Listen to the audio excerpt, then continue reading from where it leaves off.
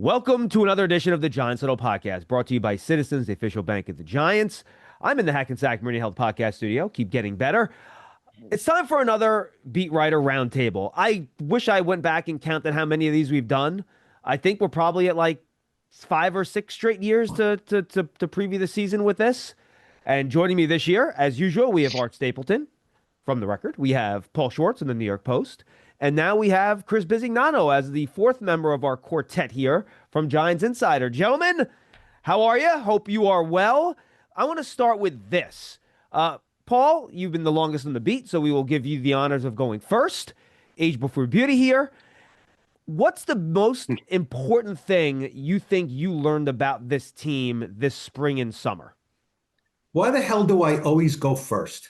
It's an honor. Yeah, I know it's not. It's one of those. It's one of those. You've been here the longest, so you go first. What do you think? I'm going to fall asleep by the end of this? So you have to get me. You have to get my words going now. All right, I understand. This is it's a man. You're a veteran. You're a veteran, buddy. Yeah, I get it. Okay, Paul, Paul, this is basically the equivalent of Abdul Carter trying to get to the podium and Brian Burns saying, "No, no, no, you go away now, and I'm going first." Hey, right. You know what? And it's funny because I've often been compared with Brian Burns in a lot of different aspects. So you're right on with that one.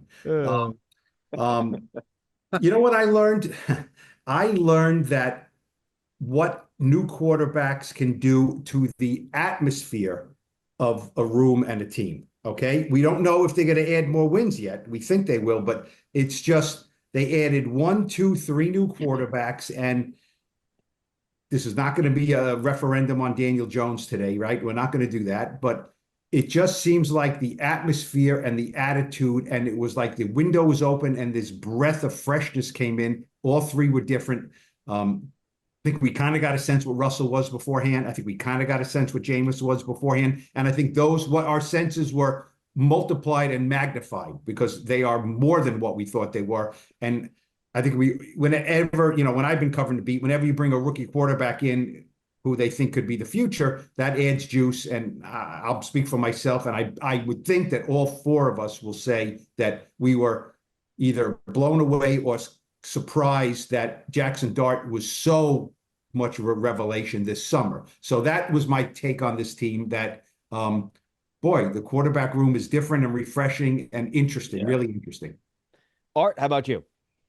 Yeah, I mean, I don't want to, just go online, but I think Paul makes a great point, and it's definitely a talking point going into the season. The idea that, look, these quarterbacks, I think I maybe underestimated the lack of overall leadership from the quarterback position on the team. And like Paul said, it's not a referendum on who is here. It's just, it's not easy to construct the quarterback room. And they brought in, personalities that went from, milk toast to fireball. I mean, that's pretty much what I was told back in March, and it carried through. I think it's interesting the way they pieced it together. It was almost like a puzzle. I think Russell Wilson is the pick-me-up guy. Russell Wilson is the, come on, guys, 7 o'clock, like Darius Slayton said this week, disgustingly consistent, that he's always there for a smile. And if he didn't do it every day, you would say, man, I'm just so tired of that. But it's like, how are you up so much? And then I look at Jameis Winston, and I think there are two sides to Jameis Winston. I think the side we see in front of the cameras, which is comic relief, and yes, that's there. But I think Jameis Winston is also the heavy. I think he plays the heavy a little bit in this room. I think there's accountability. I saw it this summer. A receiver dropped the ball in a walkthrough, and Jameis was all over him. And I think they've meshed to the point where Russell and Jameis kind of play two sides of the coin. And I think that has helped Jackson Dart as well, because he can see two different guys, two different perspectives, and how they handle it. So I think Paul nailed it from March until now. And now let's see when they get on the field in Landover on September 7th. Biz, same question to you. You can expand or go somewhere else. Yeah, I hate to give Schwartz so much credit, but I'm going to do it. He's the captain here, so I'm going to have to ride with the captain, the Brian Burns of this team. Look, this organization needed a bolt of energy in the worst way. And the quarterback room has provided that this spring and summer, no question about it. The drafting of the franchise quarterback, and he thinks their franchise with Jackson and Russell Wilson. Like Paul said before, I'm not going to sit here and talk about Daniel Jones, but it's a much different quarterback room now with Russell, Jameis, and of course, bringing in Jackson. This organization was blah. Let's face it. I remember standing in training camp last year and saying, oh, man, it's just like, oof. This year, much different. Much needed energy through the building. The future is bright with Jackson Dart. He showed that this summer. And, of course, Russell. And Art brings up a good point. There's a lot of Russell behind the scene that we don't see. And he's a leader. Everybody said that. Talk to this guy is just a natural leader. And what he provides to this quarterback room and to this organization was much, much needed. That was the biggest thing I took from this training camp, too. All right, so let's stick with the quarterbacks then. Art and Paul mentioned this in his first answer. Now the rubber hits the road, right? The leadership is great. The feelings are great. The vibes are great. I agree with everything all you guys said. Even when Eli was here, right? He led in a different way. Like, I don't feel like even he had an impact on everyone in the locker room the way Russ has had. But then Eli went out there and led in the 2 Super Bowls, right? So what do you think now this is going to look like offensively when Russell Wilson gets on the field as the starting quarterback in this offense? How have they built this thing around him? How is Brian Daboll and Mike Kafka going to try to make this thing work? And what will it look like with Russell Wilson as the starting quarterback? That is the $10.5 million question, right, with Russell Wilson. I mean, we know what he's gotten off the field. And if you pay attention, whenever Russell Wilson has been talked about the last couple of months, it's always been about what he brings off the field and on the field in the huddle and personality wise and his approach. And he has a Super Bowl ring and he's in the same locker that he had Super Bowl week way back when at MetLife. But the reality is, I think that is the biggest uncertainty and mystery regarding the Giants, in that we've spent so much time this summer talking about what this offense looks like with Jackson Dart and asking Brian Daboll about Jackson Dart. I think on Wednesday was the first press conference that Brian Daboll was asked a question about Jackson Dart. And I think I said that to you, Biz, the idea, hey, we didn't ask about Jackson today. And it was actually an intriguing thing we saw in practice after the fact, Daboll kind of breaking off during an individual period and working with Jackson in the end zone. But I don't know what we're going to see from Russ. I don't expect to see the washed player that I thought we were going to see this season. I think he's shown a lot more than he was given credit for in Pittsburgh. You look at the touchdown interceptions in 11 games in Pittsburgh, leads the team to the playoffs. And the reality is, if he did that this year, the Giants fans would be looking to put him in the Ring of Honor next year. I mean, that's how much of a difference it is. I always talk WAR, or the value of replacement in baseball. Value of replacement here for Russell Wilson and the quarterbacks, I think, is a big jump. Does this offense rely a little bit more on Tyrone Tracy? The play action, I think that's where Russell's at his best. And, we all anticipated the vertical game last year and we didn't see it at all. Do we see the vertical game this year? Maybe guys in a little bit more space, a little bit more anticipation. But I think that's the biggest thing, is that I just don't know what this offense is going to truly look like with Russell Wilson when the lights go on and, they're ready to, let's go. Let's see how good this offense can be. Because that's why I asked Brian Daboll, do you know what your offense is going to look like with Russell Wilson? And he gave me all the Russell's a pro and Russell's this. I don't know what they're going to look like. And I'm not afraid to admit that it's a little bit of a mystery for me when I walk into that stadium down there in FedEx and have to watch the game from like this because it's obstructive view in the press box. All right, so Biz, Art said it's a mystery. Put your detective hat back on here. Try to get to the bottom of this. What are we looking at here? What is this offense going to be? Yeah. Look, Art's got a point. We're not going to know until we start seeing him playing on, starting next week in Washington.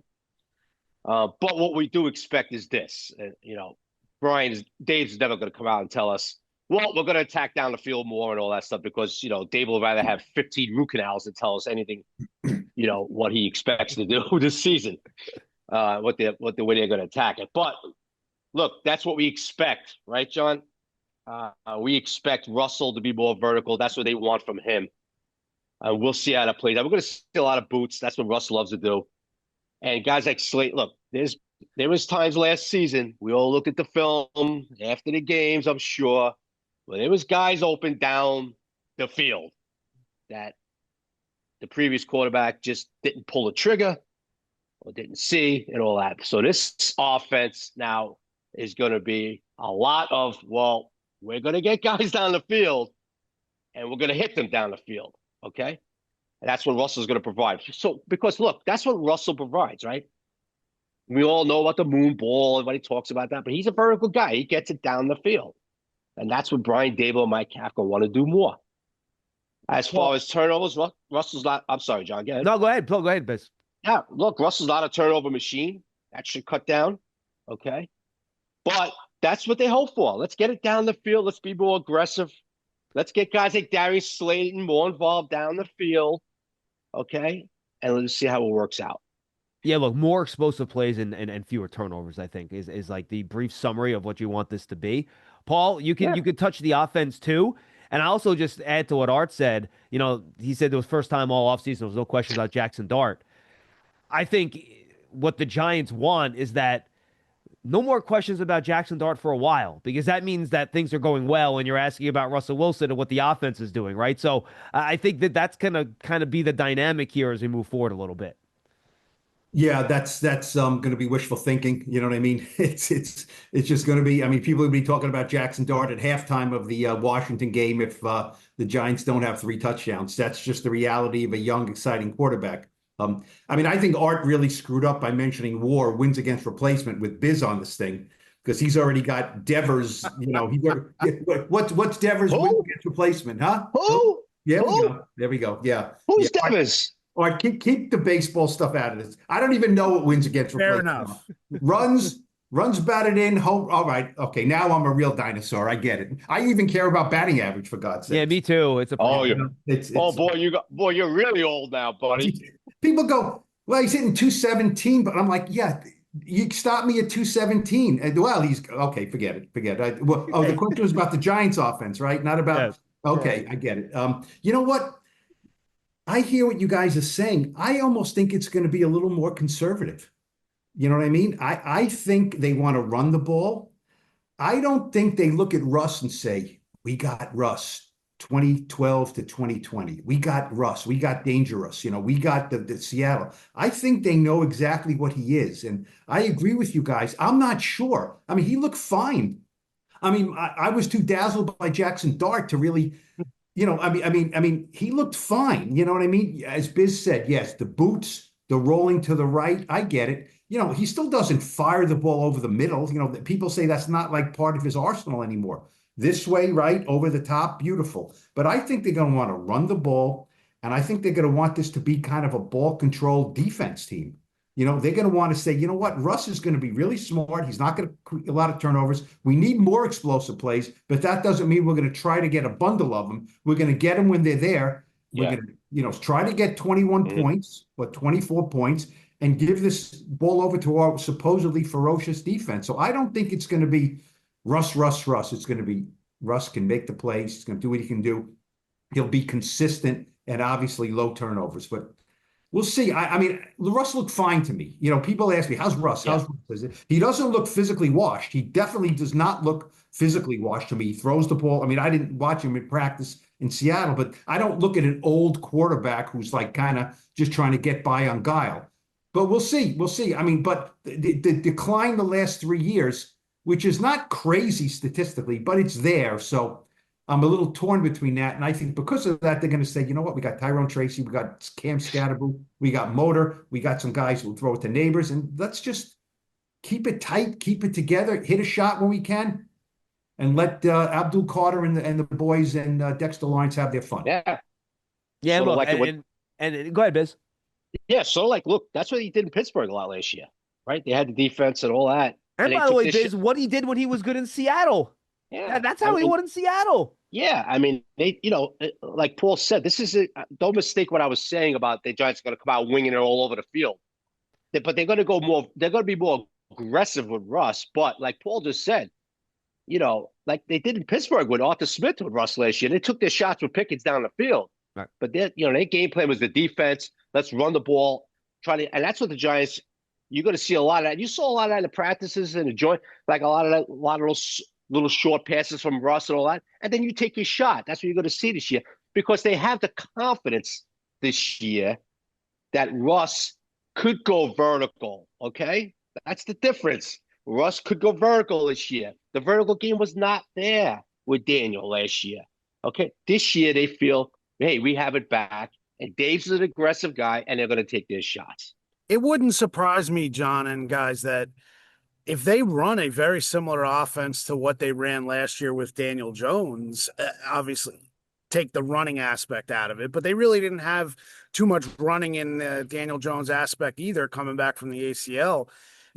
They want ball placement, priority, getting guys in space. When you're throwing the ball to a slant on Wan'Dale Robinson, if you throw the ball here to the defender side, he's getting stuck by the safety. If you throw it here, he's maybe running for 60 yards for a touchdown. I mean, the ball placement last year was awful. The idea of seeing guys open when they schemed guys open, and we all remember the flea flicker in Germany, and that was kind of the end point, the end game for where things ended with Daniel Jones and everything else. But they schemed two guys open down the field. One guy was running free at 25 yards. Wan'Dale, I think, is still running. He's all the way in Switzerland going, hey, I'm open. And they took a sack. So I think that's kind of also where this offense is that they believe that Russell Wilson's accuracy is going to be a big jump in this offense. Get Malik Neighbors. When did Malik Neighbors catch the ball in space last year? Every time Malik Neighbors breaking 3-4 tackles.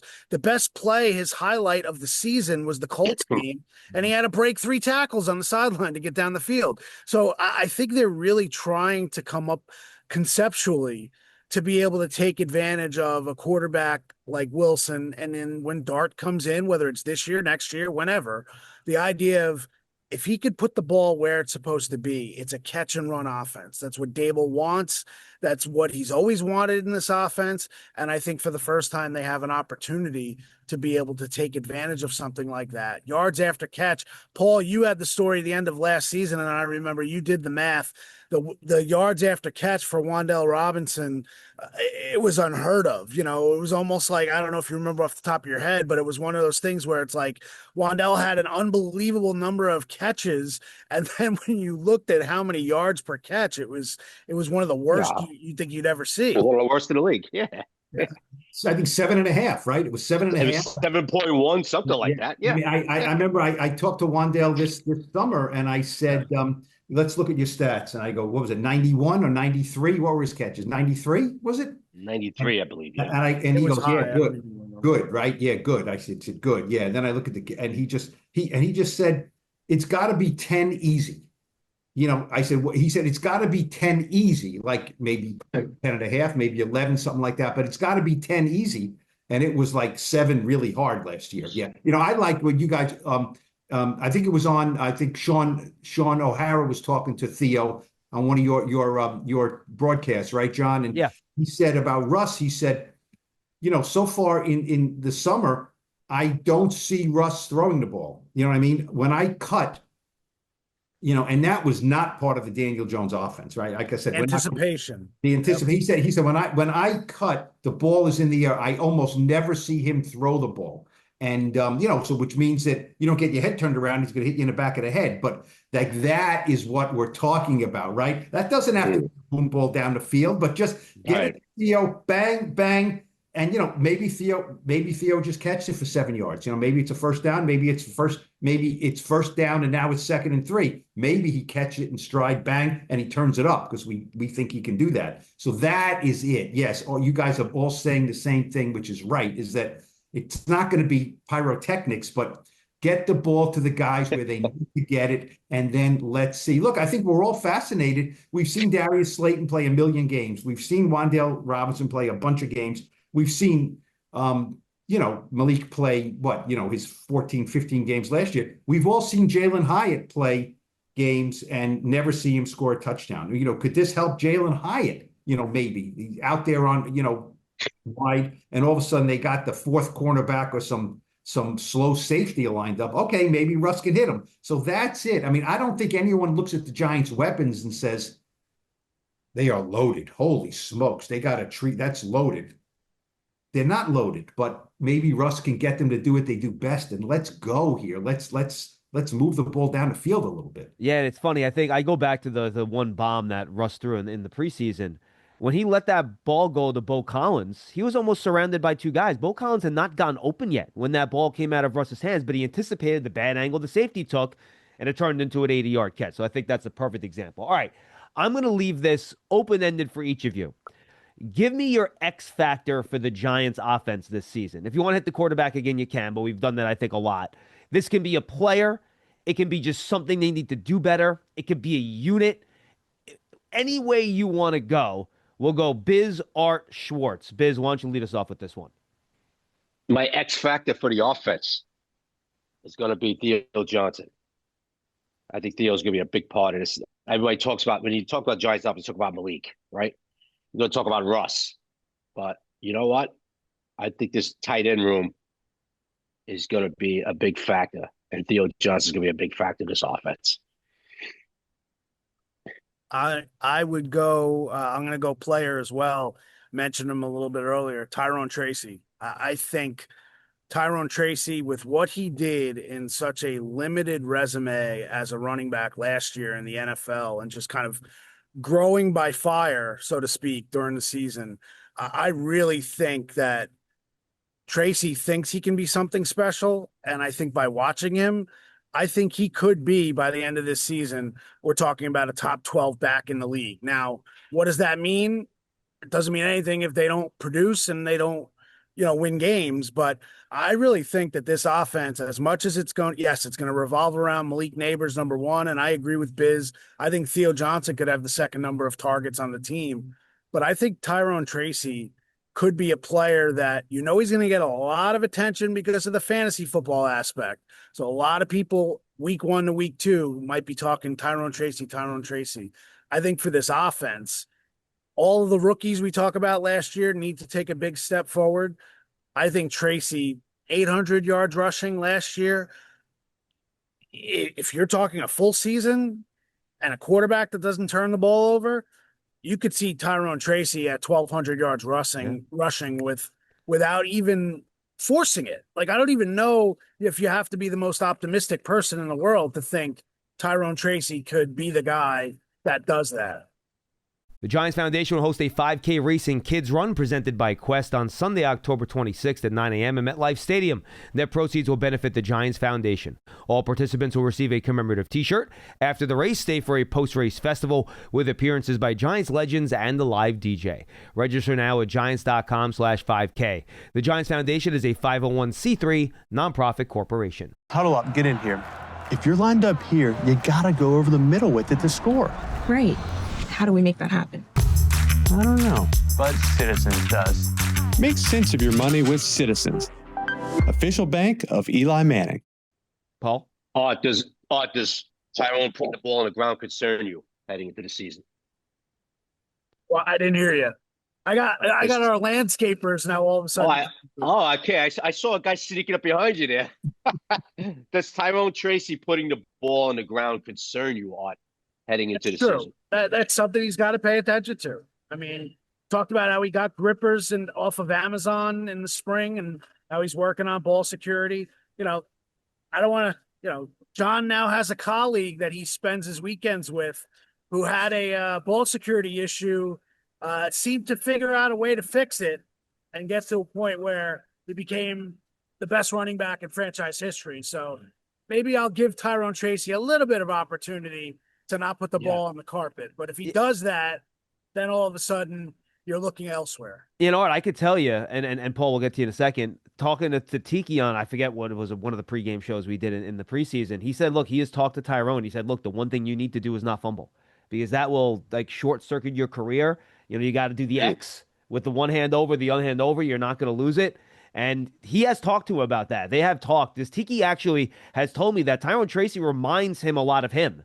His running style, his slashing style, his ability to catch it. So I'm with you on that. Paul, what's your X factor?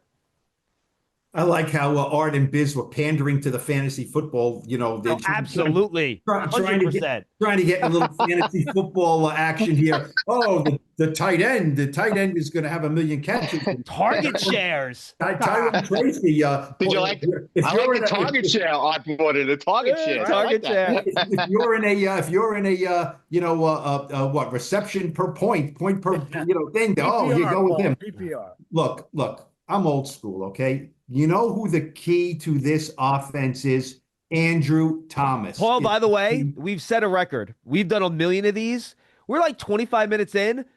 That's the first time someone mentioned the offensive line. It is Andrew Thomas. You know what I mean? Low-hanging fruit. Come on. No, because if you know what I do sometimes, I always think, and I try to project the team, and I'll say, if you could give me like 1 or 2 stats at the end of the year, if you tell them to me at the start of the year, like what would be the most important to me? You know what I mean? Like, okay, maybe it is Tyrone Tracy, 1,400. Maybe it's Neighbors, 14 touchdowns. Or maybe it's Russell Wilson. This is an interesting one. Russell Wilson games played, right?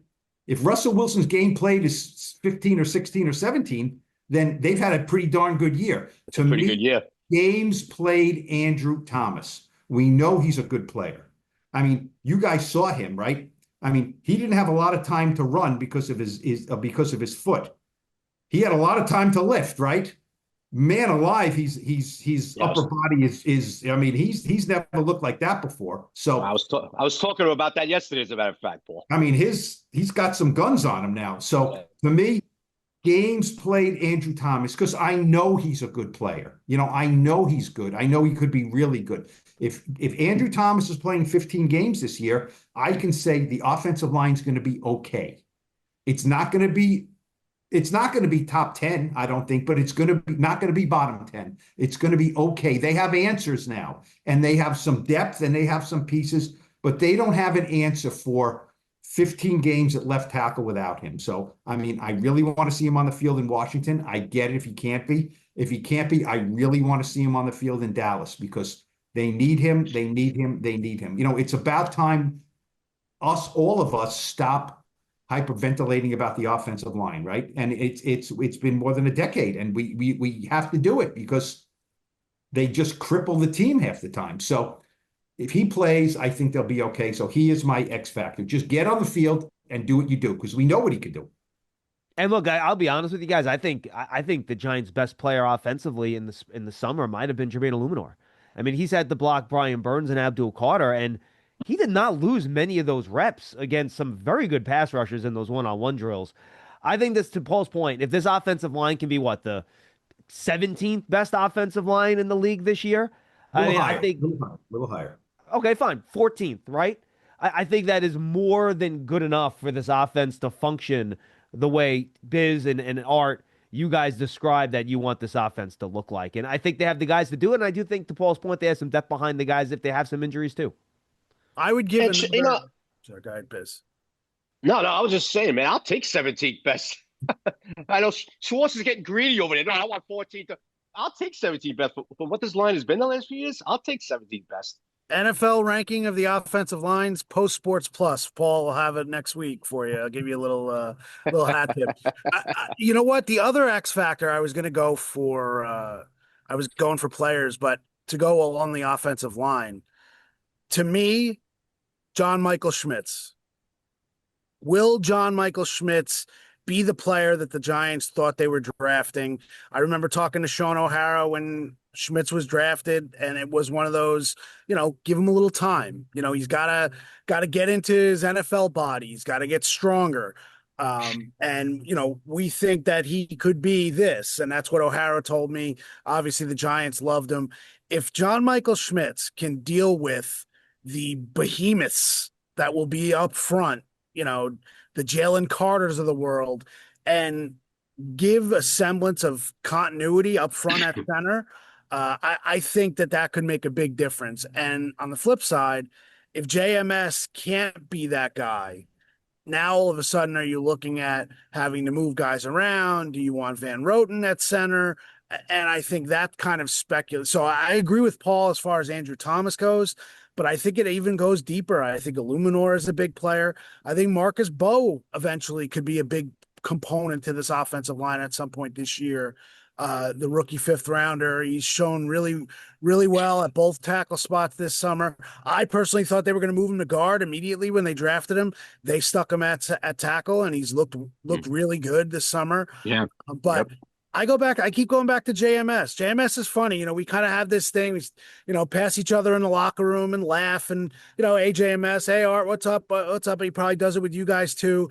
It's funny because JMS as the center, when the Giants are going well, I mean, from O'Hara, and then I even remember talking to David Boss and when Kevin Booth played center here, and even Weston Richburg when he was here, it was always, that's the guy you want to talk to. You want to talk about the guy. It's the center of the offensive line. JMS has managed to kind of, he'll do his media responsibilities, but he won't tell you anything. You go and you interview him, and I've joked with him about that.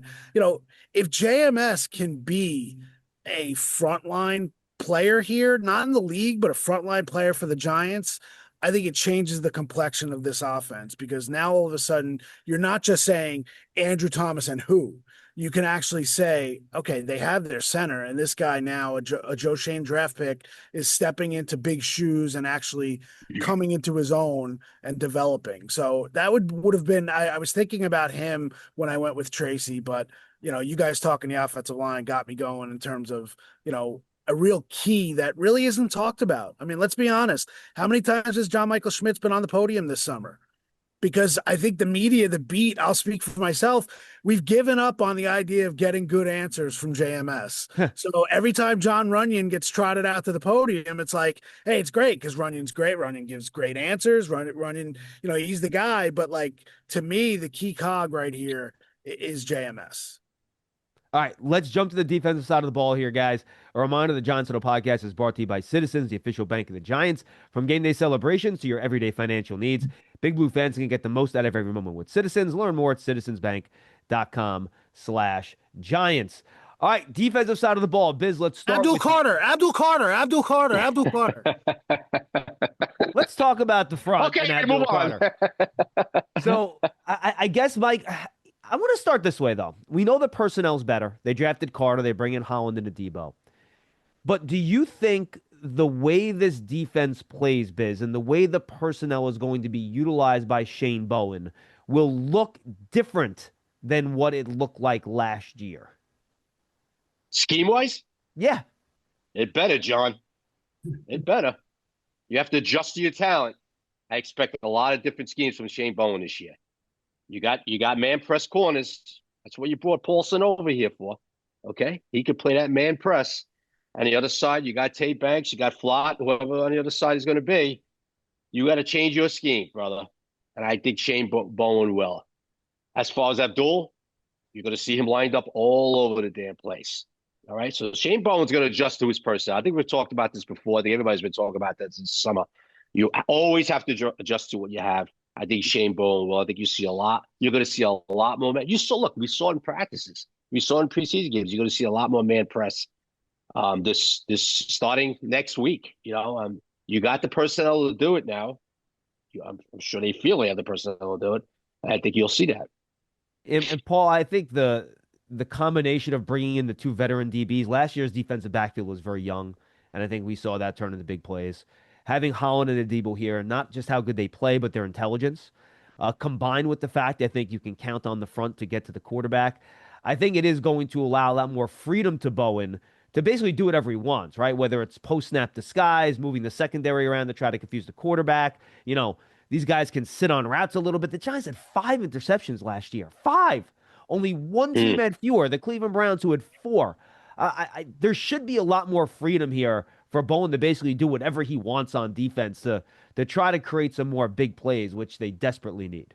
Look, it's really hard to run a defense when you trust 8 or 9 guys, right? Right. It's really hard.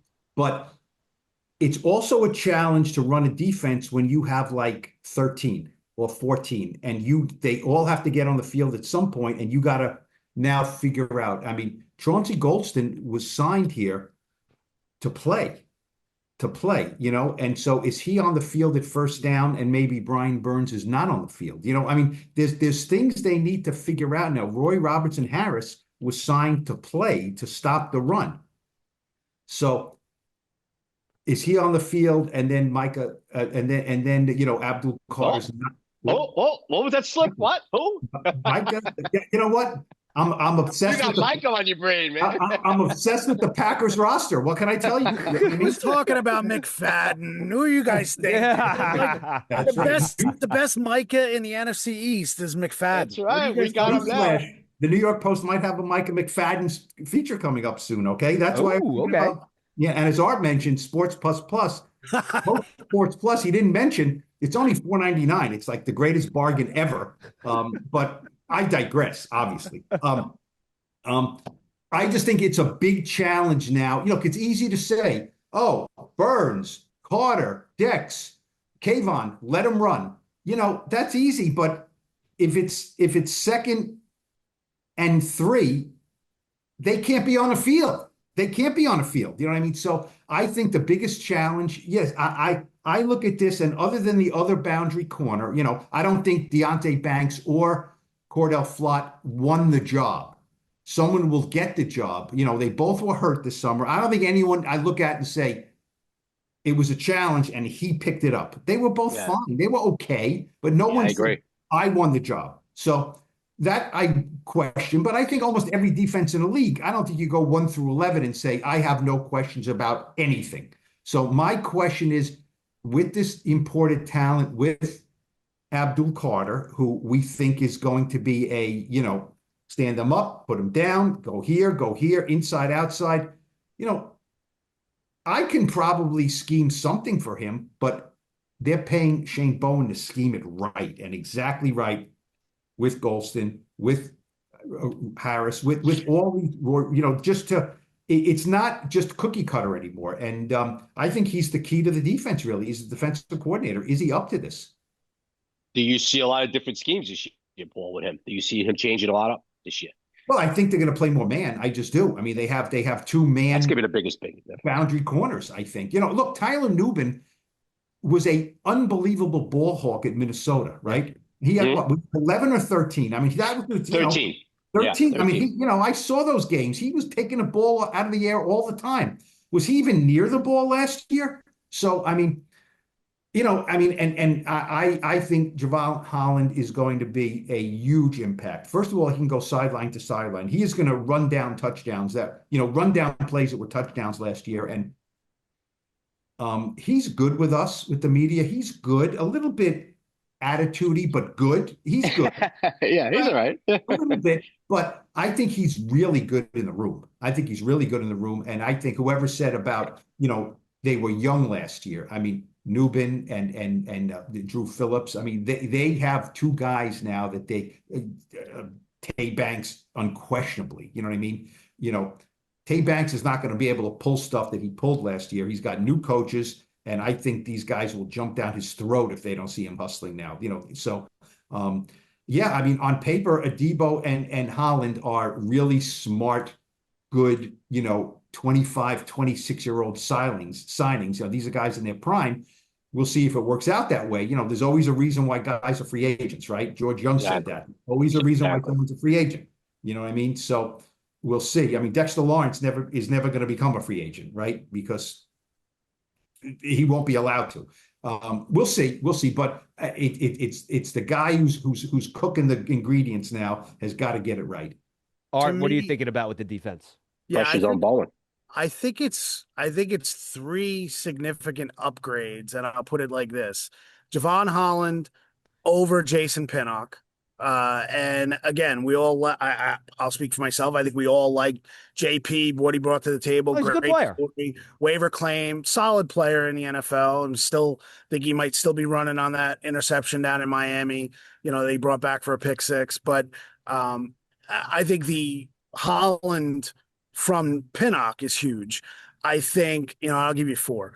I think Tyler Nubin year 2 is a big upgrade from Tyler Nubin year 1. He'll even admit that.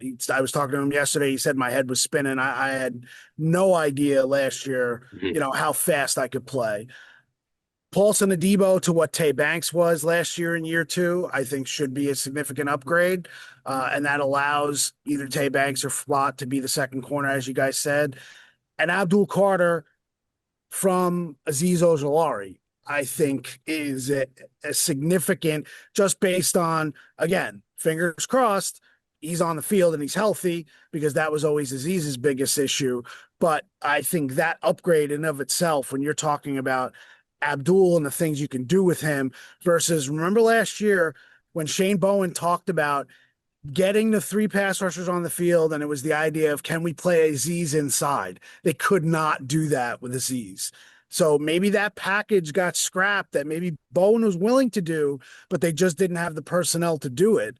They're going to do it this year with Abdul Carter and Brian Burns and Kayvon Thibodeau and Chauncey Golston. I think that edge group is a significant upgrade. So I think that's why this defense will be better, just because on paper they've upgraded in numerous spots, and then bring back everybody else that did their jobs for the most part last year. And Paul, you brought this up. Go ahead, Biz. I'm sorry. Yeah, fella, are we all in agreement that there's a lot of pressure on Shane Bowen this year to get it done? Because Joe provided him more upgrading talent. And now it's like, okay, Shane, get it done. I think there's a lot of pressure on Shane this year. All right. So, Paul, you kind of mentioned this, and I'll go back to what has you guys worried about the defense. What could be the pendulum swing that can make this not work? And you mentioned, I think, Paul, and I don't mean to lead you into an answer here if you disagree with me, but you can't unleash your pass rush if it's 2nd and 3. If it's 3rd and 4, you can't, put your, 4 guys on, but they're just going to run the ball and they're going to get a first down. So everyone keeps asking me about the run defense. And my answer is that we haven't seen Dexter Lawrence on the field yet with the first team defense in a real situation. So what the hell do we know what this run defense is going to look like? And I don't think we're going to know until we get into that first game in a real situation against a real team. Do you think that's going to be good enough? And frankly, the offense can get this team enough leads to allow this pass rush to be everything that it could be? I'm not sure. I'm not afraid to say I'm not sure. Art was bringing down the guys who, this is who they have now. This is who they replaced them with, which I didn't think of it that way. And it's like, oh, yeah, when you think of it that way, big upgrade, big upgrade. And he mentioned Nubin now versus Nubin then. How about Bobby Okereke 2025 versus Bobby Okereke 2024 versus Bobby Okereke 2023, right? I mean, I'm not sure what Bobby Okereke is. Was he the guy? I mean, Bobby Okereke came in and was named the captain within 10 minutes, right? You know what I mean? And deserved it. Nobody even knew who the heck he was, and he was voted a captain because he was such a forceful personality in the locker room and in the meetings with us. And then last year, we know, no more Wink Martindale. His sense of being seemed to dissipate, in front of our eyes. He was not the same player. He did have a back issue, which is alarming, but he says he feels better about it. So what is Bobby Okereke? Because if Bobby Okereke is 135 tackle guy, 140 tackle guy, then okay, this run defense is going to be pretty good. You know what I mean? So I'm looking at him. Also, I mean, I thought sitting here now at this time, Darius Alexander would have won a starting job as a rookie.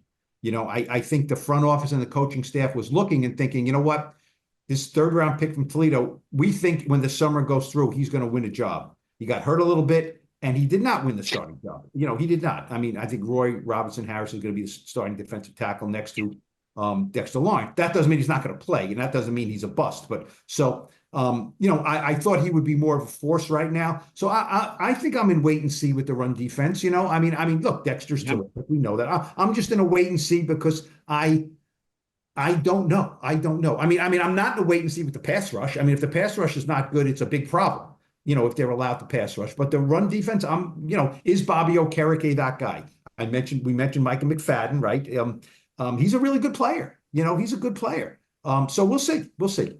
So Biz, I'll jump of build on that with the run defense, and you could add to that.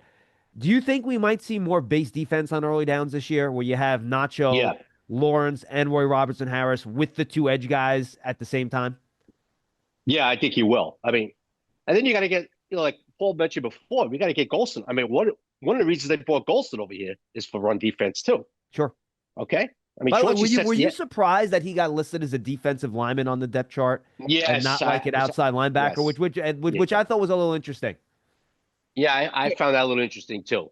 I had heard, But guys, that Biz, not to interrupt you. I had heard yeah, that good.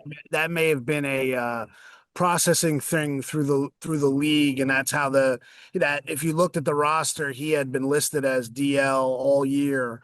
Okay. That's through the database that Golston was a defensive lineman in Dallas, so that's how he's listed. So I agree with you. That definitely jumped out and said, "Wait a minute."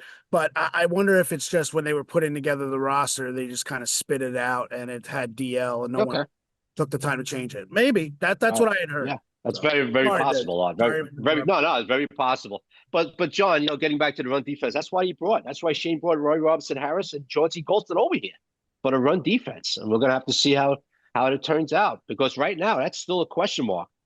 And you could, like Paul was saying before, you could have all these Abdul Carters on the field all you want. If they're in 3rd and 3s, 3rd and 4s all the time, it's not going to mean anything, man. I mean, the run defense has been a big issue the last 2 years. If they don't get that straightened out, I don't care how many guys you have on the field to get to the quarterback. It's not going to matter. I have a defensive tackle that we haven't mentioned that had really impressed me the last 3 weeks of the summer.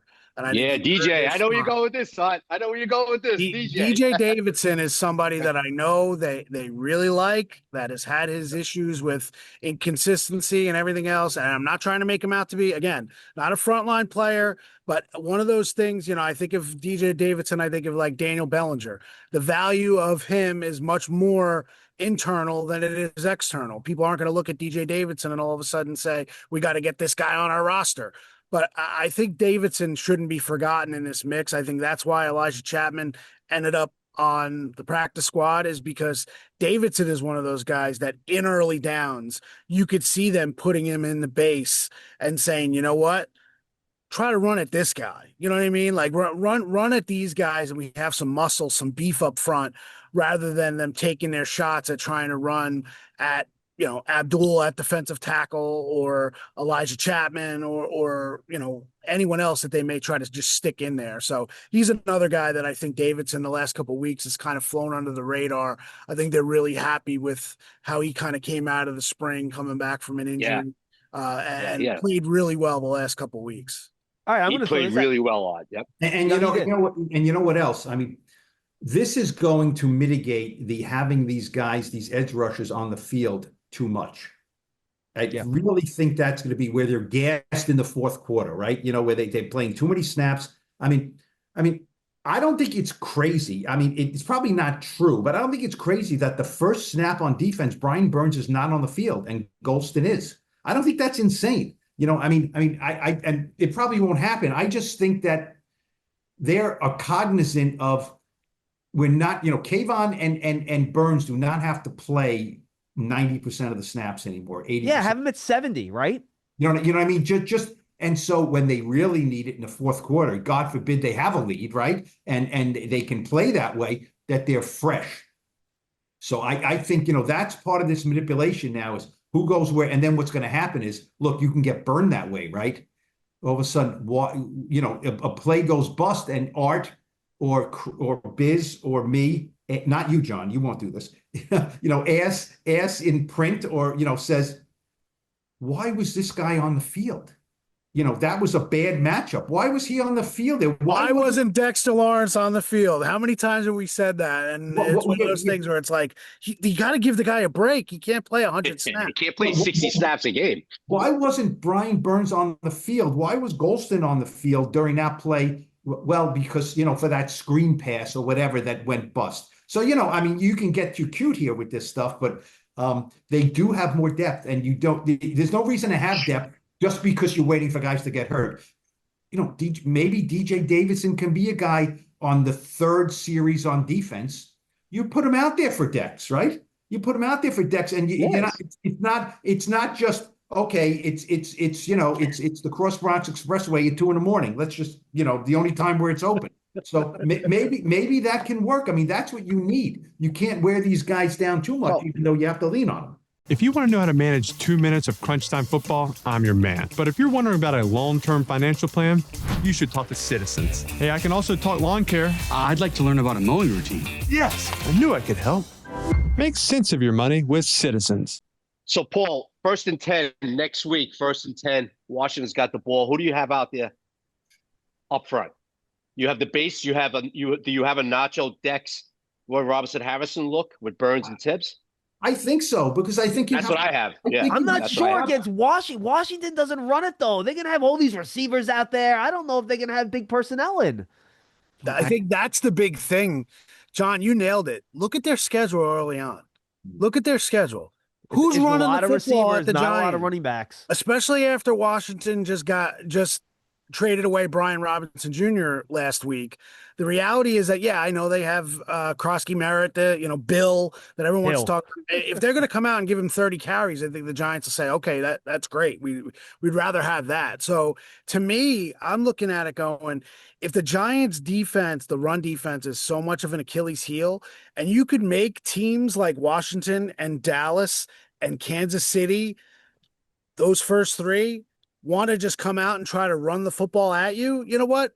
I'll take that. I'd rather have that than have Jaden Daniels running all around like he did last year. And, then all of a sudden Dak Prescott, when I'm going to Dallas, I'm worried about Dak and the receivers and how am I going to cover these guys? And Dak gets the ball out quick. I'm not worried about, it's no more Emmitt Smith, Ezekiel Elliott, guys that Dallas is going to run the football with. So it's a very interesting aspect of this is that the Giants may want teams to test their run defense because then it takes them away from their strength. And I think their strength, Biz, you mentioned just the last thing I thought of.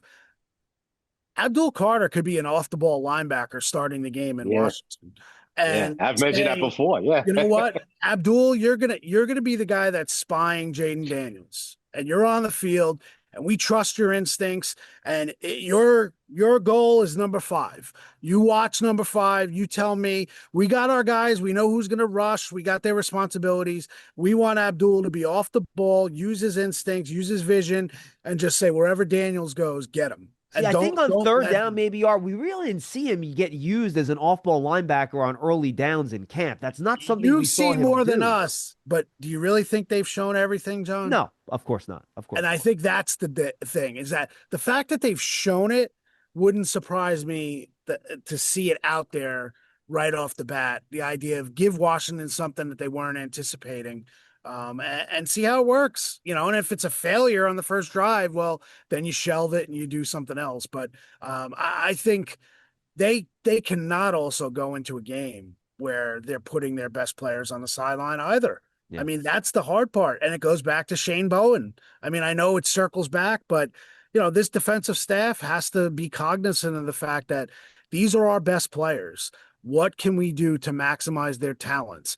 Give them breaks, give them ideas that they're not at 100% snap count, but also what are their best talents? Where can they fit best? You're not going to want to put Abdul 1st and 10 from the 20 at defensive tackle, but we got to also have Abdul Carter on the field. I mean, if Abdul Carter is this good, we got to maximize his snaps. And I think that's kind of that back and forth that they're going to have to go through week to week. It really is a week to week thing based on the opponent. All right, let's wrap here, boys. I'm not going to ask for a wins prediction. We've all looked dumb enough over the past 5 years trying to play that game. But give me some type of what you think this season's going to look like, something that you're watching, just your kind of a big overarching thought about what this season's going to look like, what's important, anywhere you want to go. I'll start here with mine. Look, you just got to figure out a way to win one of those first 2 games. And people that listen to our programming here, they're tired of me saying this. The last thing you want to do is come into your home building at 0-2, 0-2 in the division, and you're staring at Patrick Mahomes, Travis Kelce, Chris Jones, and Taylor Swift. Like, that is not what you want to be looking at in week 3 at 0-2. You just got to figure out a way to win one of these division games on the road. I think both teams have vulnerabilities. I think it's possible. And you just have to get off to a reasonably good start this year for the path for what this season, if it goes well, is going to look like. It has to start well early in some way, shape, or form. So that's where I'll go. Paul, I'll let you lead off here. Art, then Biz. Just give me some overarching thoughts here. You want to make a prediction, you can, of kind of Well, what this sure. season for the Giants is going to be. Schwartz can't wait to week 3, John. He can't wait to meet Taylor Swift. That's what I heard. I have He's someone, looking forward. I He's have looking forward to Taylor. I have someone in my family who's already trying to figure out, do you have access? Do you have access to the suites there? I think she might be sitting in the jet suite. Do you have access to the suites? I'm like, oh boy. Oh, yeah. That is early season pressure, I'm telling you. Yeah, Yes, that is early season pressure.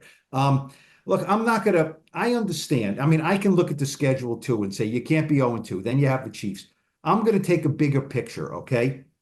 This is not an unserious roster, okay? This is not a fly-by-night situation anymore.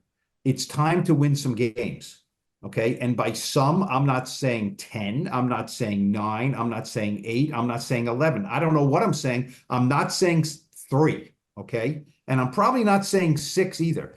This roster is better than last year's. Art just went. This guy. This roster is better. Okay. There is no reason why this defense is not a top 10 defense in the league. There is no reason. I mean, there's just no reason for it. We think the quarterbacks are better. We think the offensive line is better. I don't think anyone's thinking that the skilled position guys are bonkers, but we think they're okay. Potentially better than okay. And they have a real number one in Malik Neighbors, who we haven't talked a lot about, by the way. He could have an absolutely monster year. Yeah. He's fantasy football, whatever. He's the first guy on the Giants who's taken, in fantasy football. And, what is it going to be, number 3? Is it going to be number 8? Whatever it's going to be, it's going to be high, right? Fine. And they have a quarterback who we think can get him the ball in some way, shape, or form. But I'm just looking at this and I'm saying, this can't be that again. This can't be 1-6. I mean, if it's 0-2, it's 0-2. It's not good. You know what I mean? It's not good. But it can't be 0-5. This is a team that needs to win. This is a front office that needs to win. It's a coaching staff that needs to win. I'm not putting hot seats on anybody. We know that Jackson Dart specter out there. You know what I mean? But I thought Jackson Dart. I'll leave you with this. Jackson Dart. Was really remarkable on the podium, on the field, on the practice field. I mean, he really was, it's like, really? This guy's hitting everything here. When he said after that game where he started and played really well, right, against the Patriots, and he said, it's time for me, and we were all leading him with the questions. You think you should play? How is it going to feel to sit now after this great summer? And he said, it's time for me to change my perspective. Right? He told us. That's what he said. Yep. It's time for me to change my perspective. And I was thinking, holy smokes, he's right. He's telling me what I should do. It's time for me to change my perspective. We put him away for now, and it's Russell Wilson, and it's about the Commanders, week 1, Russell Wilson, and this team trying to play and win. And it's time for this whole operation to change its perspective. They're not sad sacks anymore. It's a decent roster, and they have to win some games. And that's whatever prediction you want to make of that. At the end of this year, there's no reason why this group shouldn't say, we got something cooking. I'm looking forward to 2026 as opposed to, my God, I couldn't wait for 2025 to be over. Art? I think it's all about the panic button and doing enough so that the only people who are pressing the panic button are people who want to see you fail this year. And I think for the Giants, Paul, you mentioned the Jackson Dart thing. Halftime of week 1, people are going to be talking about, is it time for Jackson Dart if Russell Wilson throws a pick or they only have 3 points? That is the overarching storyline for this season, is that people see Jackson Dart's presence as a parachute of sorts for the coaching staff, for the front office, the idea that, well, if they put Jackson Dart in, even if they're struggling, you can look at the future and say, look, we got a guy. We got our guy. You panic too soon and you put him in too soon and he doesn't look good. It kind of takes away your parachute. There is no fail safe there.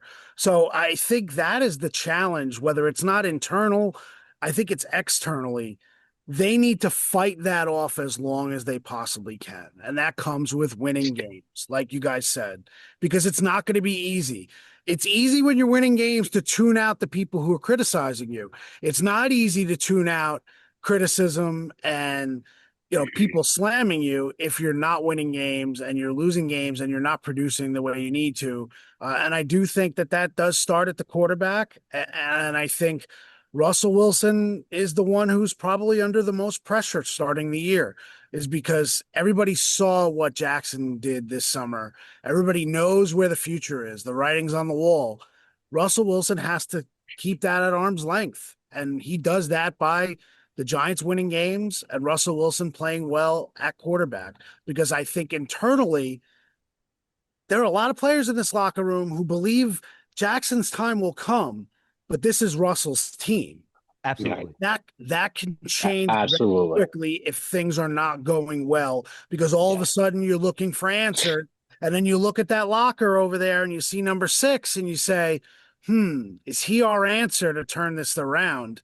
You don't want that question in October. You don't want that question in September. If Russell Wilson could push that question by leading this team to wins until December and after Thanksgiving, and then you see where you're at, I think that's kind of what this season is all about. All right, Biz, wrap us up. Yeah, I hate to agree with a Mets fan and Paul Schwartz, because I'll still never forgive him for 86 and that lucky World Series win of his team. But look, you got to win some games. This roster is the best roster Joe Schoen has had in his 4 years, John. Better than even the playoff roster. This is a better roster. And they brought in Russell Wilson, a guy that's going to Canton one day. Okay, so you got to win some games. No question about it. You don't want to start off that 0-4, 1-5 type record, because like Art said, then here comes the Jackson dark questions, a million of them by week 3, week 4. It's all everybody's going to be talking about. So, hey, you brought in Russell Wilson to win games. You upgraded the roster. Like I just said, this is Joe Schoen's best roster in the 4 years he's here. You have to win some games. No question about it. You want to, and like Art just said too, you want to be around Thanksgiving, okay? Talking about Giants football, talking about meaningful games. It's going to be so important to do that. You don't want to have that, your family sitting around, your Giants fans sitting around Thanksgiving dinner saying, yeah, another year, we're done. Useless December. No, you want to have meaningful football by the end of November going into December. That's going to be so important for this organization. That's something you have to keep an eye on. Let Russell Wilson, this is like Art just said, this is Russell Wilson's team. Forget about the Jackson Dart stuff now. This is Russell's team. Get some wins. Try to get a split out of the first 2 games.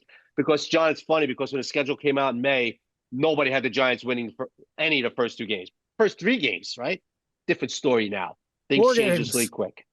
Yeah, I guess you could say 4 with the Chargers too. You're right, Art. Hey, now it's a different story. Dallas is a mess. We all know what's going on there. And Washington, we'll see in year 2. They just got the Terry situation resolved. But, John, got to get a couple wins early in the season. Get some win. Don't start that 0-4, 0-5 stuff and take it from there. So hopefully you get some wins. You got Russell, and we'll see what happens. Gentlemen, same order. Thank you for doing this. I know Paul already kind of did this once, but he can do it again. Promote what you want to promote. The floor is yours, Mr. Schwartz. Art, then Biz. What do I want to promote? Well, Post Sports Plus, NewYorkPost.com, New York Post newspaper edition.